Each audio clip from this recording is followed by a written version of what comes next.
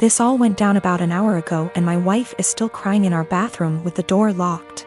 Backstory, we had our son, now 11 months old, while my wife is in residency. She took a few weeks off before giving birth, and then went back to work a few months after. While I transitioned my hours to part-time so that I could stay at home and raise our son, my mom moved in with us shortly after the birth in order to help out, which allows me to get in a few hours of work per day and also not get swamped with taking care of the baby / housework. She's quite old-fashioned and would definitely not prefer this arrangement with me being a stay-at-home dad. But she hasn't said anything to either of us and has been a great help. For anyone unfamiliar with medical residency, it is brutal. My wife has just over a year left. Sometimes she comes and goes for 1 to 3 days and our son is asleep the whole time she's home, which has been happening more as his sleep schedule shifted to sleeping through the night. My mom and I make sure that when she's home and the baby is awake, my wife gets him 100%. I know it's been hard on her, but unfortunately it's just going to be this way for another year. The first big milestone she missed was him rolling over. When she got home, my mom pulled her over to the baby all excited. I thought she was going to tell her, but instead she says, "Julie, you came home right on time. He's been moving about as if he's going to roll over." They both stood there encouraging him, and right on cue he rolls. My wife was elated. She was so worried and guilty about not being there, and she took it as proof that she can still be a present mother while working. So we continued. I send texts over little things she misses through the day so that it's not completely unbelievable. But my wife has been present for every single big milestone. He coincidentally started crawling with her right there. His first words were in front of her, and he began standing, cruising, and walking when she happened to be home. The walking one was difficult. There was a tough 7-day stretch where she just wasn't home during the daytime when he was awake. And his walking went from teetering to walking a couple steps pretty confidently in that time. We put little beanbags in one of his pants pockets so he'd be wobbly and unbalanced, and it looked believable, since he fell after the first step like he was doing a week ago. Yes, it was mean to our poor son, but my wife's face was worth it. Today it all unraveled. So far he can just say mama, dada, and nana. Yesterday he started saying, "Bye, bye." My wife has today off and has been home all morning. My mom and I have been trying to get him to say, "Bye," all day without giving it away that we already know he can say, "Bye." Successfully got him to say, "Bye," to the ducks at the park, and we both gushed over his newest word the whole way home.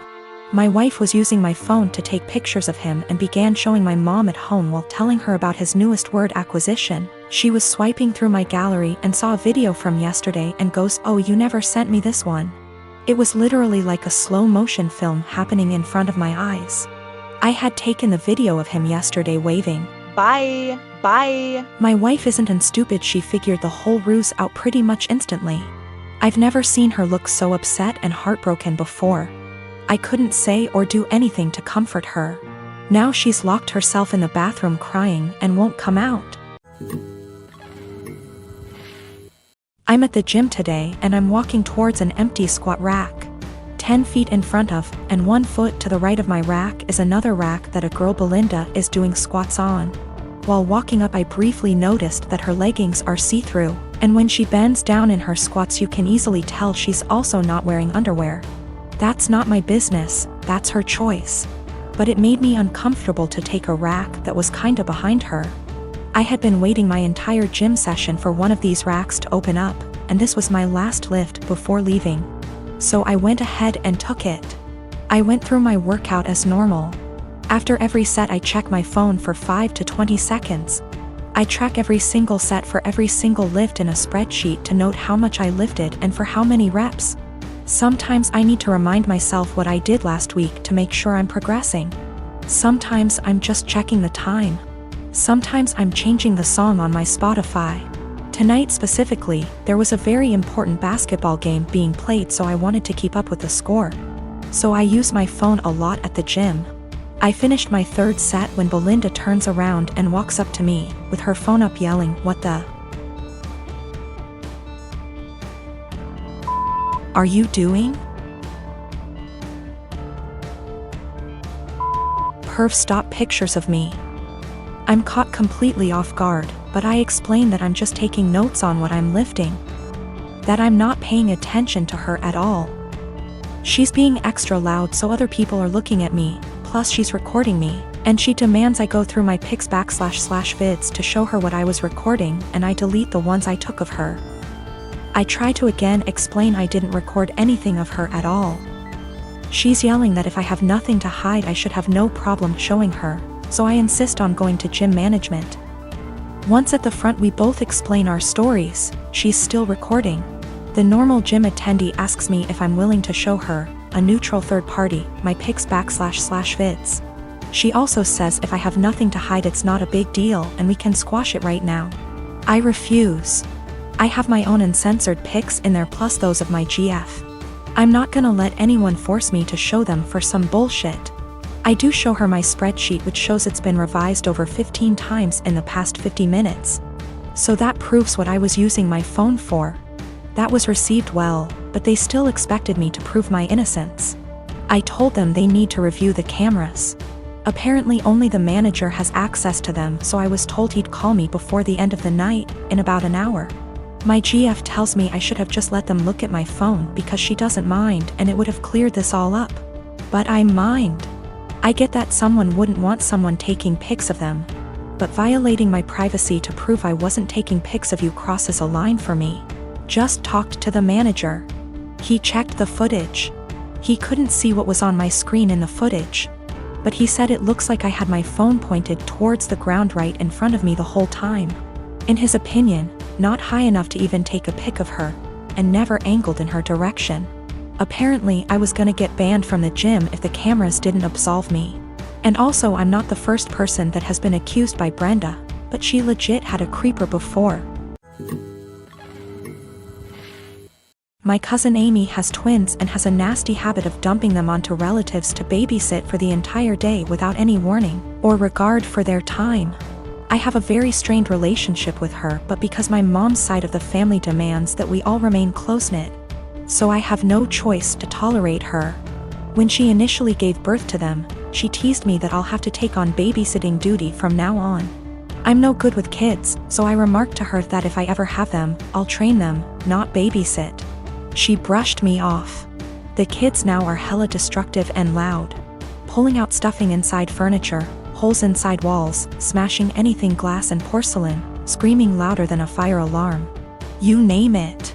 When it was my first turn to deal with them, I immediately walked with them to the store and grabbed the biggest bag of M&Ms I could find and trained them so that every time they follow my orders and behave, they get one. If they misbehave, I get one. Soon enough, every time the kids were dumped on me, they went with my guidelines and behaved. Whenever I say sit, they sit at the table. When I say stay, they don't leave that spot, etc. 2 days ago there was a party planned with the whole extended family. I know, pandemic. Didn't want to, but mom insisted, and I grabbed the M&Ms since the twins were there. Arrived, twins were being so destructive, an entire tray of food was spilled. That all the adults had enough and yelled at Amy to control them. She vomited the same excuse of them just being kids and they'll grow out of it eventually. I shouted the twins' names and shook my M&Ms bag. They came running over to me and I popped 6 pieces into my mouth for their misbehavior. I told them to go clean up the mess or no candy all night. They do so. Halfway through the party, every time something similar came up or they just weren't behaving, I was the one able to calm them down. When Amy saw what I was doing, she got angry and started yelling at me about how her children aren't animals and that I shouldn't be giving them so much candy anyway. I told her that I'm their aunt, not their parent. Why am I the one disciplining them? Isn't that her job? She screamed the same argument at me, and since she's their mother, to stop giving them candy. One of the twins overheard and went apes hit. Dashed straight into the kitchen and started shattering anything they can get his hands on, shouting over and over that he wants candy. His twin joined him soon after. I repeated that she's their mother, and just sat in the living room watching it all unfold. At the end, Amy blamed me for them turning out this way.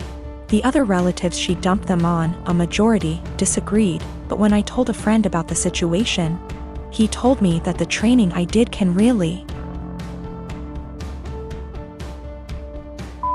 up the kids mentally later in life. My father is a dick. When he got my mother pregnant, he wanted her to quit her job and just stay home to be a good little wife and mother.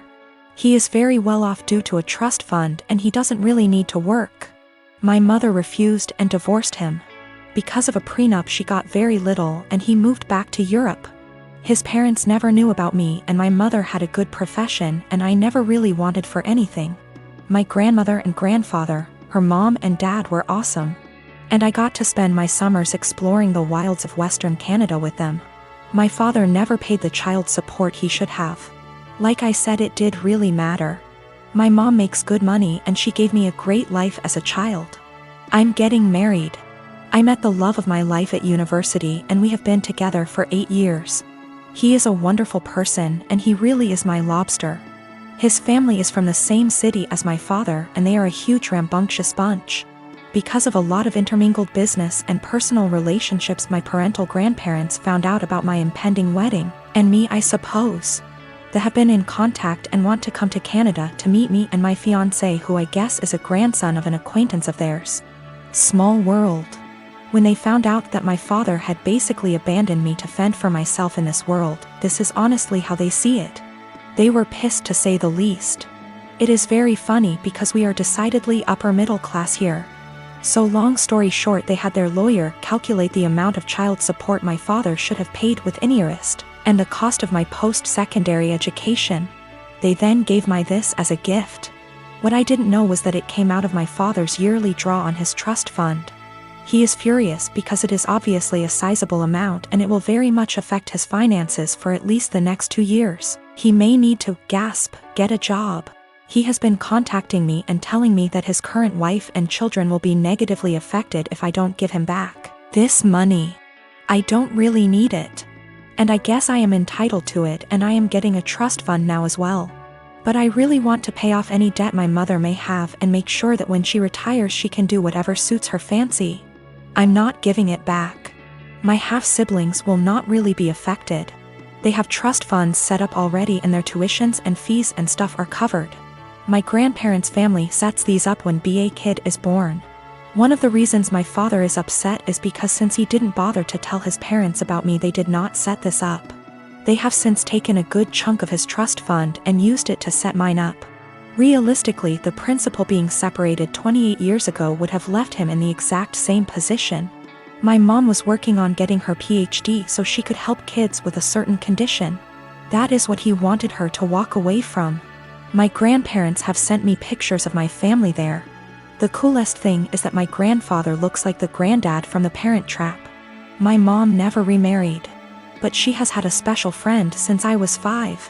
He is amazing and taught me to swear in Colombian Spanish. I had lunch with my mom. Apparently she has no debt. Like at all. I guess she did literally write the book about the treatment for the kids she works with. She does okay for herself. I never really thought about it. We decided that what would be best is to set up a scholarship for people who want to go into her field of study. Since I am now a trustafarian, I can afford to do this. I am, however, going to book her and her friend a trip for after my wedding. And I am going to go pay off my car. My half-brother has posted about this. He has a slightly different viewpoint than myself. He is not in any way coming after myself or my mother. He is a young man who is disillusioned with his father.